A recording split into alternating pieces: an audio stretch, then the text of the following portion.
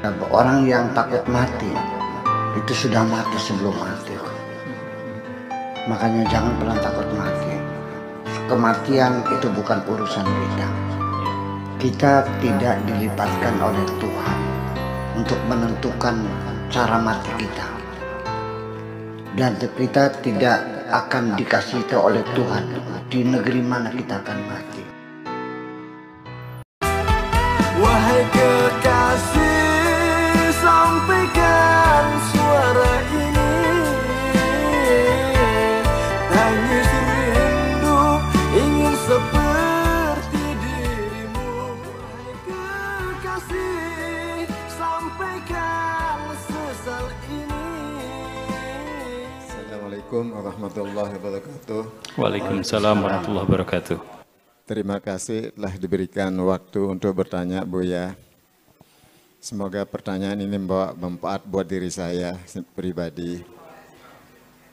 Saya Zulhilman, mahasiswa PDIU yang paling junior. Saya kebetulan mantan akuntan di perusahaan asing.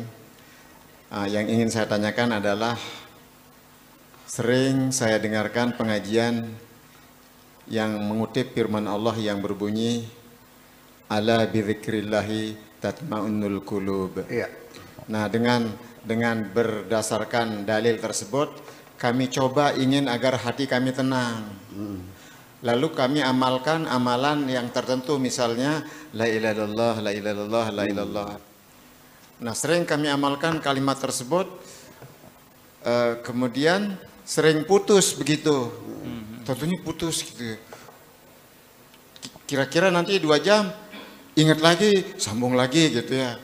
Nah, pertanyaannya adalah, apakah amalan yang kami praktekkan ini sesuai dengan pemahaman yang sebenarnya atau bagaimana, Buya? Itu demikian, Buya. Alhamdulillah, jazakallahu khairan. Wassalamualaikum warahmatullahi wabarakatuh. Waalaikumsalam warahmatullahi wabarakatuh. Saya percaya betul dengan pengalaman yang saya alami sehari-hari bahwa berzikir kepada Allah itu akan membuat hatimu menjadi tenang. Saya ulangi lagi, saya sangat percaya bahwa berzikir kepada Allah itu membuat hatimu tenang. Nah, ketika Pak siapa namanya? Pak Ilman ya. Iya, boleh. Pak Ilman, saya mencoba berzikir berulang-ulang tetapi tidak pernah merasakan ketenangan itu muncul di hati saya. Masih saja ada kegelisahan, ada kecemasan, ada ketakutan dan sebagainya. Yang perlu ingin saya ingatkan bahwa ini berzikir. Zikir itu adalah perbuatan hati, bukan perbuatan mulut. Jadi kalau yang kau baca berulang-ulang dengan mulutmu itu namanya wirid. Jadi kalau saya baca Bismillahirrahmanirrahim 786 setiap malam, itu namanya wirid. Orang Indonesia kadang-kadang tidak membedakan antara wirid dengan zikir. Ya, kalau zikir itu makanya tatmainnul qulub, hati yang berzikir akan merasa tenang. Mulutnya berwirid, bilangannya sekian, selawat sekian ribu, itu namanya wirid. Nah, bagi saya bukan mengatakan wirid tidak penting, wirid penting juga. Minimal adalah mensugesti diri kita sendiri. Sampai berdoa pun katakan bahwa Allah, saya ingin punya suami yang setia, tidak perlu kaya. Ini kalau di YouTube itu di Suara Janda, di Kampung Janda, ada itu ya. Lihat nggak, Bu? Saya tidak mencari lelaki yang kaya raya dan sempurna, tetapi yang penting asal setia dan kuat lama. Di YouTube ini. Pernah dengar nggak? Itu. Jadi artinya bahwa ketika kita mengatakan Allahumma ya Allah, mengatakan itu sebetulnya doa itu kan perbuatan hati kita. Ya, seperti kita niat sholat duhur, kita talafud bin niyah, itu hukumnya kan sunnah. Kenapa demikian? Karena akan mendorong konsentrasi kita. Usolli fardhu zuhri, hati kita mengatakan aku mau sholat duhur. Arba rokatin, hatinya mengatakan 4 rakaat. Mustaqbilal kiblati, hatinya mengatakan menghadap kiblat. Adaan sendirian lillahi ta'ala, kan seperti itu. Nah, kenapa jadi kita menjadi keliru? Yaitu